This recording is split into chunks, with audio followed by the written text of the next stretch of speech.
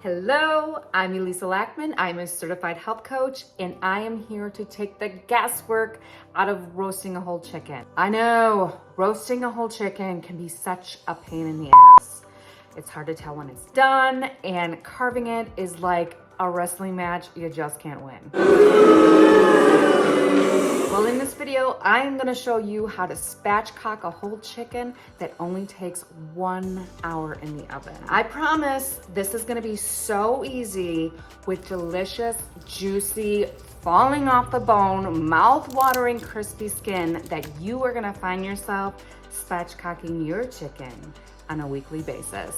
So if you're ready, let's get spatchcocking. Woo! Spatchcocking this chicken requires taking out the backbone, and you're going to need a pair of kitchen shears to do so. They're relatively inexpensive, and you can usually find a pair for under $10. I also like to use disposable gloves, an instant thermometer, and a really good pair of oven mitts. These are not required, but they do make this process a whole lot easier. If you're interested in learning more about these products, I'll put a link to them in the description box below.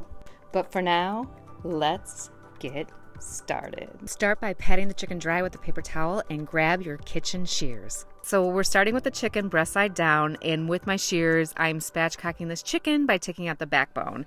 You can see I'm cutting on either side of the backbone here, not just straight up the chicken.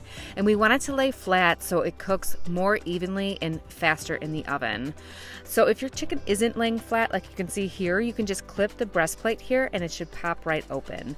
Trim the chicken of any visible fat, and next we are going to loosen up the skin to add some juicy flavor. So with my finger, I am just loosening up the skin because we are going to add a garlic herb infused oil underneath the skin of this chicken, which is going to keep the meat moist and give this chicken some incredible flavor. So to make this infused oil, I start with 1/3 cup of avocado oil, a teaspoon of salt, 1/2 teaspoon of black pepper, a teaspoon of garlic powder, and a tablespoon of Italian seasoning. And of course, I do a little squeeze of lemon, whisk, whisk, whisk, give it a little taste, and this is good to go. So next I'm going to take a spoon and scoop out some of this oil and tuck it underneath the skin of the chicken. And you can see I'm kind of scooping it off the spoon, massaging it down, trying to get as much of the skin as possible here. I start with the breast, move on to the thighs, and what I love about this recipe is you can change up the flavors easily. Instead of Italian seasoning, you could do chili powder and cumin with a little bit of lime juice for more of a Latin flavor. You could do ginger and amino acids for more of an Asian flavor. And as you can see here, any remaining oil, I'm rubbing it all over the chicken to create a nice, crispy, flavorful skin.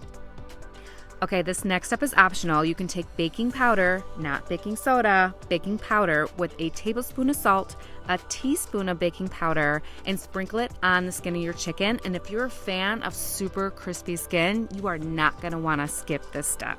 So I set my oven at 450, and in a cast iron skillet or roasting pan, I add some chicken bone broth just to cover the bottom with a squeeze of lemon, and I'm going to nestle my chicken into its soon jacuzzi bath here, tucking in the wings, making it nice and comfortable, covering it up with foil and sticking it into the oven. Now make sure your oven is clean.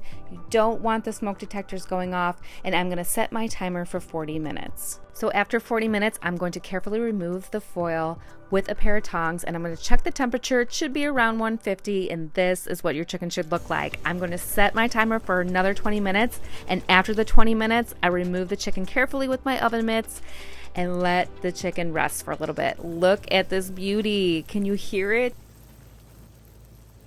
Ah, that sounds magical. To get this chicken onto a cutting board, I'm just going to gently shake it to separate it from the pan, and with 2 tongs, I'm going to place it onto my cutting board to rest for about 10 minutes.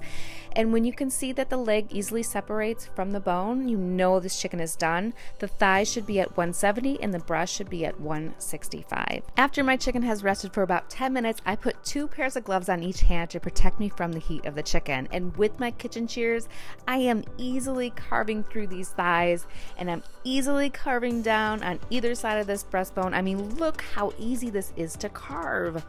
I'm taking the wing off of the breast, removing the rib from the breast meat. How easy is this carving? This high heat technique makes it so easy to do.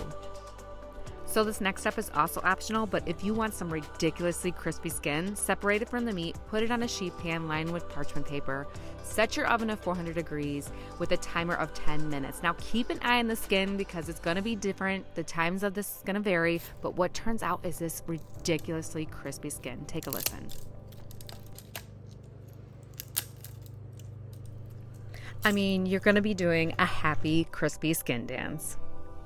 To finish this off, I'm going to slice the chicken breast and place it on a garden fresh tomato salad with a little bit of dressing.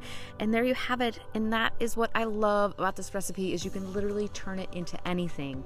It's fast, it's easy, it's quick.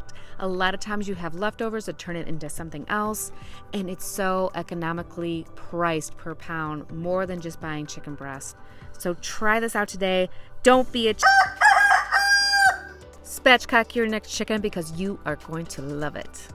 For more recipes just like this, don't forget to subscribe and hit that notification bell. I'm Elisa Lackman, certified health coach. My practice is Mind Body Shift. Thank you so much for watching, and we'll talk soon. Bye for now.